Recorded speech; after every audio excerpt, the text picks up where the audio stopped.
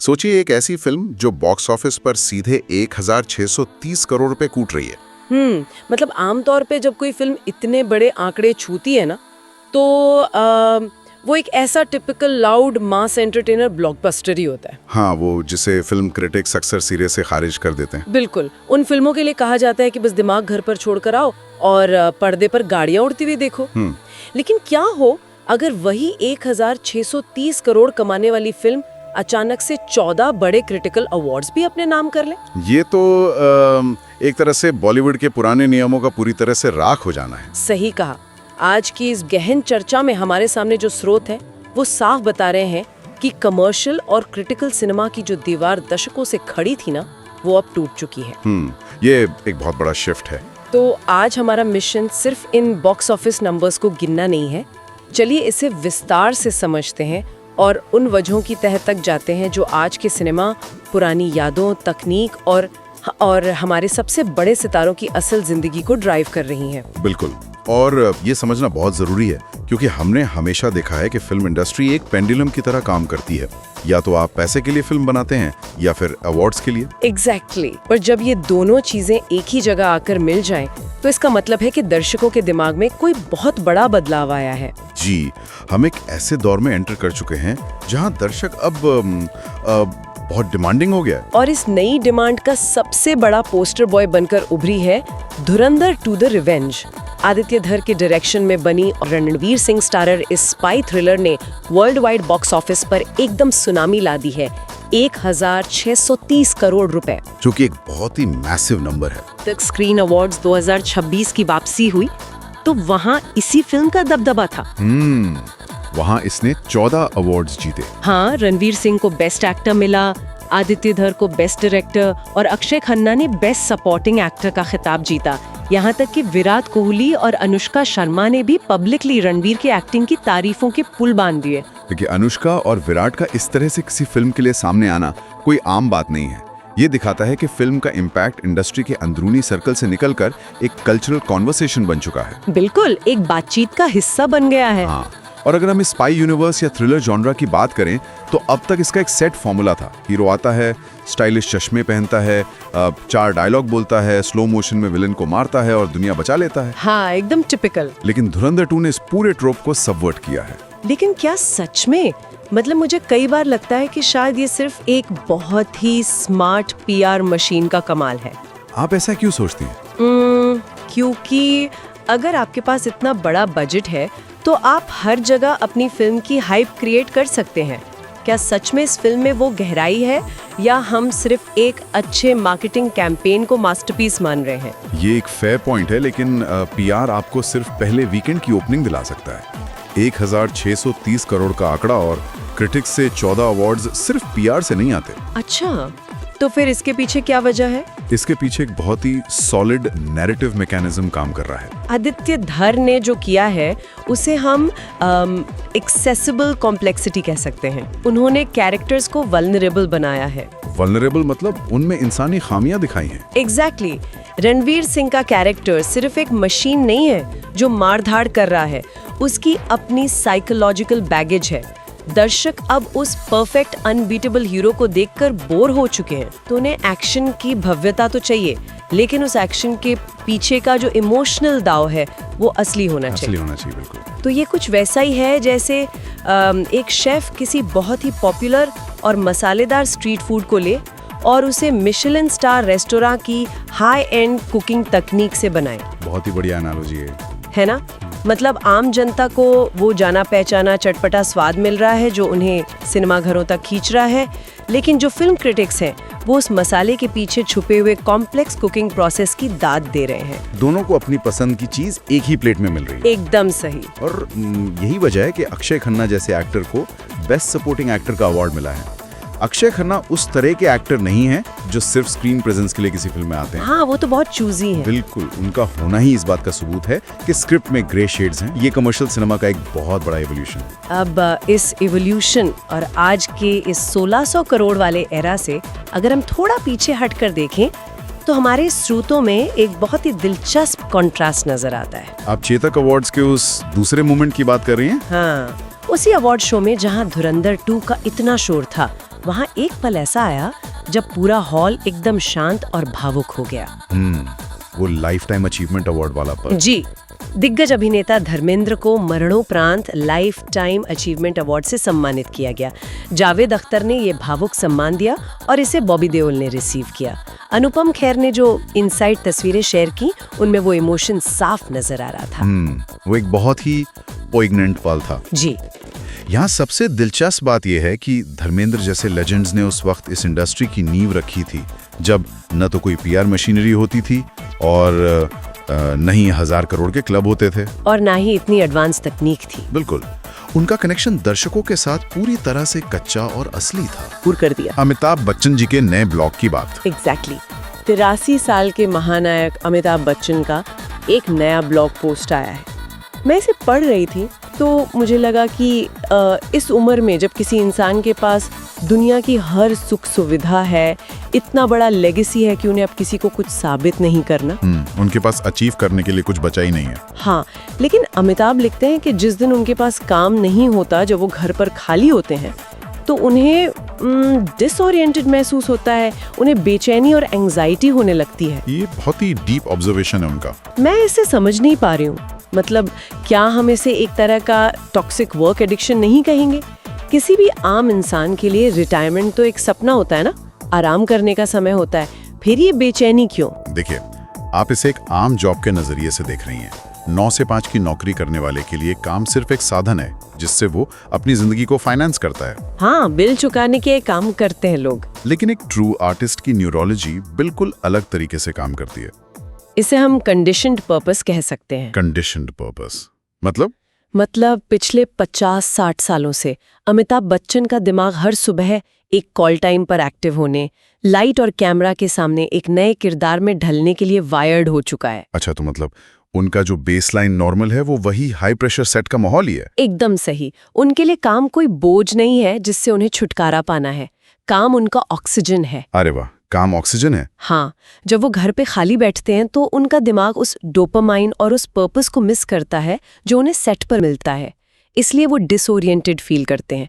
मैं इसे एडिक्शन नहीं कहूंगी, ये उनकी कोर आइडेंटिटी है। तो ये उनके वजूद का हिस्सा है। बिल्कुल। अगर आप एक मछली को पानी से निकालकर एक बहुत ही आलीशान सोने के पिंजरे में रख दें तो वो खुश थोड़ी होगी, वो तड़पेगी। एक परफॉर्मर के लिए कैमरा और सेट वही पानी है। ये बहुत ही खूबसूरत बात कही आपने। धर्मेंद्र का जीवन भर का काम और अमिताभ का ये ब्लॉग दोनों हमें बताते हैं कि महानता सिर्फ टैलेंट से नहीं आती।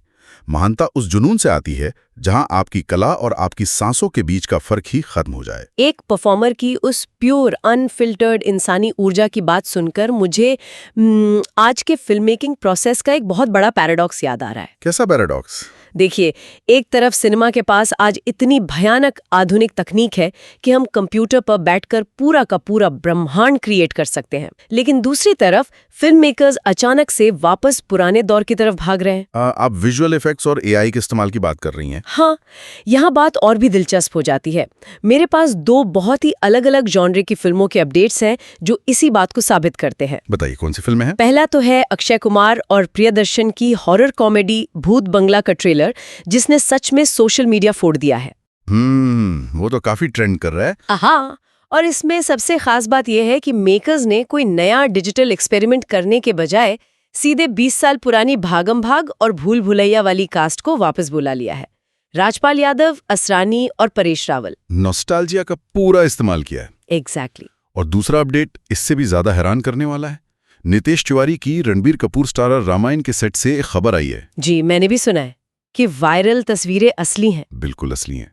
राम रावण युद्ध और दूसरे जो भी बड़े सीक्वेंस हैं, उनके लिए रियल क्राउड यानी असली भीड़ का इस्तेमाल किया जा रहा है। उसमें किसी एआई या कंप्यूटर ग्राफिक्स का यूज नहीं हो रहा है। ये जो शिफ्ट हम देख रहे हैं ना, ये कोई इत्तेफाक नहीं है। इसे समझने के लिए हमें ह्यूमन साइकोलॉजी और डिजिटल फटीग को समझना होगा। लेकिन मैं इसी पर आपको चैलेंज करना चाहती हूँ। डिजिटल फटीग कैसे? अवतार ने अरबों कमाए और वो 90% कंप्यूटर जनरेटेड थी। मार्वल की फिल्मों ने तो एक दशक तक राज किया है। हाँ, वो तो है। तो जब तकनीक इतनी अच्छी हो गई है कि लोग फर्क ही नहीं बता सकते, तो फिर रामायण के मेकर्स हजारों एक्स्ट्रा कलाकारों को सेट पर बुलाकर उनके मेकअप और खाने पीने का इतना भारी लॉजिस्टिकल सिरदर्द क्यों पाल रहे हैं? क्योंकि इंसान का दिमाग बहुत स्मार्ट होता है।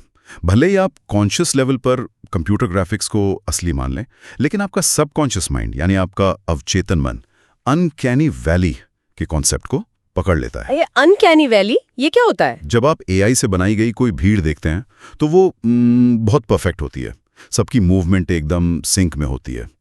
लेकिन जब हजारों असली लोग किसी सेट पर खड़े होते हैं तो वहां एक रैंडमनेस होती है। अच्छा। जैसे कोई अलग बर्ताव कर रहा हो, हाँ। किसी का पसीना बह रहा है, किसी के चेहरे पर थोड़ी थकान है, कोई थोड़ा ऑफ बीट सांस ले रहा है। उन असली इंसानों की जो कलेक्टिव काइनेटिक एनर्जी होती है ना, जो उनके माइक्रो एक्सप्रेशंस होते हैं, वो कैमरे के लेंस से होते हुए सीधे दर्शक के दिमाग तक पहुंचते हैं। ओहो, तो रामायण जैसी एपिक कहानी में जहां भावनाएं इतनी गहरी हैं, वहां मेकर्स को वो असली रैंडमनेस चाहिए। बिल्कुल, जो कोई मशीन कभी जनरेट नहीं कर सकती। ये बहुत ही फैसिनेटिंग है। मतलब हम परफेक्शन से इस कदर बोर हो चुके हैं कि हमें स्क्रीन पे असली इंसानी खामियां देखनी है। एग्जैक्टली। और यही सेम लॉजिक भूत बंगला पे भी लागू होता है। वो कैसे? कॉमेडी में तो टाइमिंग का खेल होता है ना। हाँ, पर कॉमेडी कोई गणित का फॉर्मूला थोड़ी है जिसे आप कोडिंग करके स्क्रीन पे ले आए। राजपाल यादव, परेश रावल और अक्षय कुमार के बीच जो कॉमिक टाइमिंग है, वो पूरी तरह से इम्प्रोवाइजेशन और एक दूसरे की एनर्जी पर फीड करने का नतीजा है। हाँ, वो जो अचानक से चेहरे के भाव बदलते हैं। बिल्कुल, वो जो पलक झपकने भर का पॉज है, हाँ। जो एक अजीब सा फेशियल एक्सप्रेशन है, वो ऑर्गेनिक है। फिर मेकर्स अब समझ गए हैं कि आप एआई से सेट डिजाइन करवा सकते हैं, लेकिन आप इंसानी केमिस्ट्री को रेंडर नहीं कर सकते। सही बात है। इसलिए ऑथेंटिसिटी या जिसे हम असलीपन कहते हैं, वो आज सिनेमा की सबसे महंगी करेंसी बन गई है। और दिलचस्प बात यह है कि इस ऑथेंटिसिटी की मांग का दायरा सिर्फ स्क्रीन तक सीमित नहीं है। दर्शक अब पर्दे के पीछे यानी सितारों की निजी जिंदगी में भी यही असलीपन और ट्रांसपेरेंसी खोज रहे हैं। ये तो हम आजकल सोशल मीडिया पर रोज ही देखते हैं। बिल्कुल। हमारे स्रोतों में 2 ऐसी खबरें हैं जो दिखाती हैं कि पब्लिक फिगर होना अब कितना कॉम्प्लेक्स हो गया है। और यहाँ जो तथ्य सामने आए हैं वो हमें किसी को जज करने के लिए नहीं, बल्कि एक बहुत बड़े सोशल लॉजिकल शिफ्ट को समझने का मौका देते हैं। जी, सेलिब्रिटी कल्चर अब पहले जैसा नहीं रहा, जहां स्टार्स एक कांच के महल में रहते थे। समाज अब मशहूर हस्तियों से जवाबदेही की उम्मीद करता है। इसी से जुड़ी पहली खबर दिग्गज अभिनेता राकेश बेदी की है। उनका एक पुराना इंटरव्यू अचानक इंटरनेट पर सामने आया, जिसमें उन्होंने अनजाने में एक जाति सूचक शब्द का इस्तेमाल किया था। ये काफी विवादों में रहा था। हाँ, जब सोशल मीडिया पर यह क्लिप वायरल हुई और विवाद शुरू हुआ, तो उन्होंने कोई बहाना नहीं बनाया, बल्कि सार्वजनिक रूप से सामने आकर अपनी गलती मानी और स्पष्ट रूप से माफी मांगी। अब कई लोग इसे कैंसिल कल्चर का खौफ कह सकते हैं, लेकिन क्या ये सिर्फ इंटरनेट के डर से मांगी गई माफी है? इससे एक बहुत ही महत्वपूर्ण सवाल उठता है। मैं इसे डर नहीं कहूंगा, मैं इसे एवोल्यूशन ऑफ अकाउंटेबिलिटी कहूंगा। एवोल्यूशन ऑफ अकाउंटेबिलिटी, थोड़ा और समझाइए। देखिए, पहले के समय में अगर कोई स्टार किसी मैगजीन या टीवी इंटरव्यू में कुछ गलत कह देता था तो वो बात कुछ दिनों में आई गई हो जाती थी। हाँ। लेकिन आज हम एक डिजिटल पनोप्टिकन में जी रहे हैं, जहां आपका हर शब्द हमेशा के लिए रिकॉर्ड हो जाता है। हाँ, इंटरनेट कभी नहीं भूलता। बिल्कुल, और सालों बाद भी वो वापस आ सकता है। राकेश बेदी जी का अपनी गलती मान लेना ये दिखाता है कि समाज अब इग्नोरेंस को बर्दाश्त नहीं करता। पब्लिक अब चाहती है कि उनके स्टार्स भाषा और सामाजिक मुद्दों को लेकर एजुकेटेड हों। तो गलती मानना यहाँ कमजोरी नहीं, बल्कि इस बदलते हुए सोशल कॉन्ट्रैक्ट को स्वीकार करने की मैच्योरिटी है। एग्जैक्टली। और ये मैच्योरिटी हमें हमारे आखिरी स्रोत में एक बहुत ही अलग और पर्सनल रूप में नजर आती है। आप नताशा स्टैनकोविक और हार्दिक पांड्या के मामले की बात कर रहे हैं? जी, उनका तलाक हाल ही में एक बहुत बड़ी हेडलाइन बना हुआ था। हाँ, आमतौर पर जब भी कोई हाई प्रोफाइल तलाक होता है तो गपशप करने वाले लोग, मीडिया और टैबलॉइड्स एक तरह की वॉर या लड़ाई की उम्मीद करते हैं। वो चाहते हैं कि एक दूसरे पर कीचड़ उछाला जाए, जो कि बहुत ही अनफॉर्चुनेट है। लेकिन इन सब के बीच नताशा अपने बेटे अगस्त्य को लेकर वडोदरा में हार्दिक पांड्या की मां और उनकी दादी से मिलने पहुंची। उनकी एक साथ समय बिताने की जो तस्वीरें सामने आई हैं वो वायरल हो गईं। ये जो घटना है, ये सेलिब्रिटी गॉसिप के उस ट्रेडिशनल सांचे को पूरी तरह से तोड़ती है। कैसे? क्योंकि अक्सर लोग मान लेते हैं कि अगर 2 लोग अलग हो रहे हैं तो परिवारों के बीच भी नफरत ही होगी, और यही हमारी सबसे बड़ी भूल है। हम इंसानी रिश्तों को ब्लैक एंड व्हाइट में देखने के आदी हो गए। या तो आप साथ हैं या आप दुश्मन हैं। लेकिन असल जिंदगी बहुत ज्यादा ग्रे होती है, बहुत कॉम्प्लेक्स होती है। हाँ, जिंदगी हेडलाइंस जितनी सिंपल नहीं होती। बिल्कुल। नताशा और हार्दिक के बीच जो भी हुआ वो पति पत्नी के रूप में उनका निजी फैसला था, लेकिन एक बच्चे के लिए उसके दादा दादी या एक माँ के लिए उसके एक्स इन लॉज के साथ जो रिश्ते होते हैं वो रातों रात खत्म नहीं होते। ये बात तो है। नताशा का वहां जाना, अपने बच्चे को वो पारिवारिक माहौल देना, ये दिखाता है कि गपशप और ट्रोल्स की दुनिया के बाहर असली जिंदगी आपसी सहमति, सम्मान और बाउंड्रीज तय करने से चलती है। तो ये घटना हमें ये याद दिलाती है कि हम इन हस्तियों को सिर्फ हेडलाइंस का कच्चा माल न समझें, बल्कि उन्हें उन असली इंसानों के रूप में देखें जो अपनी उलझी हुई जिंदगियों को पूरी ग्रेस के साथ सुलझाने की कोशिश कर रहे हैं। एकदम सही। पर्दे के पीछे भी आखिर इंसान ही है। चाहे वो धुरंधर 2 का भारी भरकम एक्शन हो, जिसे क्रिटिक्स ने इसलिए सराहा क्योंकि उसमें असली इंसानी वल्नरेबिलिटी थी। चाहे वो 83 साल के अमिताभ बच्चन की वो बेचैनी हो जो साबित करती है कि कला कोई पेशा नहीं बल्कि आत्मा की पुकार है। बिल्कुल। चाहे वो रामायण की असली भीड़ हो या भूत बंगला की पुरानी कास्ट जो हमें याद दिलाती है कि मशीनें पसीना और कॉमिक टाइमिंग जनरेट नहीं कर सकती। और अंत में राकेश बेदी और नताशा की कहानियां जो दिखाती हैं कि पर्दे के बाहर की दुनिया में भी लोग अब ड्रामे से ज्यादा जवाबदेही और असली रिश्तों की गरिमा को महत्व दे रहे हैं। अगर आप ध्यान दें तो इन सभी चीजों के केंद्र में एक ही धागा है, मानवीय भावनाएं, खामियां और हमारा असलीपन। हम एक ऐसे युग में जी रहे हैं जहां टेक्नोलॉजी हमें हर वो चीज दे सकती है जो परफेक्ट हो, लेकिन हमारी आत्मा उस परफेक्शन से ऊब चुकी है। हम उस परफेक्शन के बीच एक असली इंसान को खोज रहे हैं। ये बात एकदम दिमाग के तार खोलने वाली है, सच में। लेकिन यहाँ श्रोताओं के लिए एक बहुत ही गहरे विचार वाली बात भी पैदा होती है। हमने बात की कि कैसे इंसानी गलतियां, वो भीड़ का रैंडम पसीना, वो अनजाने में निकला हुआ कोई एक्सप्रेशन ही आज सिनेमा और कला की सबसे महंगी करेंसी है। हाँ, ऑथेंटिसिटी की कीमत। अगर असलीपन की कीमत इतनी ज्यादा हो गई है तो जरा सोचिए जो एआई बनाने वाली कंपनियां हैं वो भी ये बात जानती हैं। वो दिन अब ज्यादा दूर नहीं जब एआई एकदम परफेक्ट दिखने वाले प्लास्टिक जैसे दृश्य बनाना छोड़ देगा। अच्छा, फिर वो क्या करेगा? क्या होगा जब वो एल्गोरिदम जानबूझकर अपने बनाए हुए विजुअल्स में इंसानी गलतियां या फ्लॉस प्रोग्राम करना शुरू कर देंगे।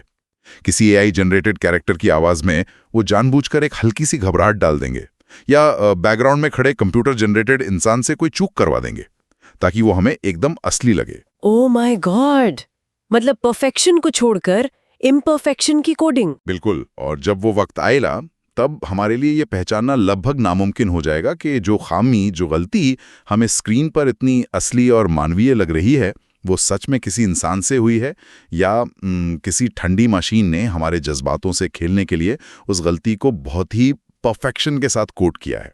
क्या हम कभी असली और नकली खामियों के बीच का फर्क बता पाएंगे? ये सच में हैरान कर देने वाला सवाल है। इसी विचार के साथ हम आपको आज की इस गहन चर्चा में यहीं छोड़ते हैं। अगली बार जब आप पर्दे पर किसी एक्टर को लड़खड़ाते या रोते हुए देखें तो एक पल के लिए जरूर सोचिएगा कि जो आप महसूस कर रहे हैं वो सच है या सिर्फ एक बहुत ही बेहतरीन इल्यूजन।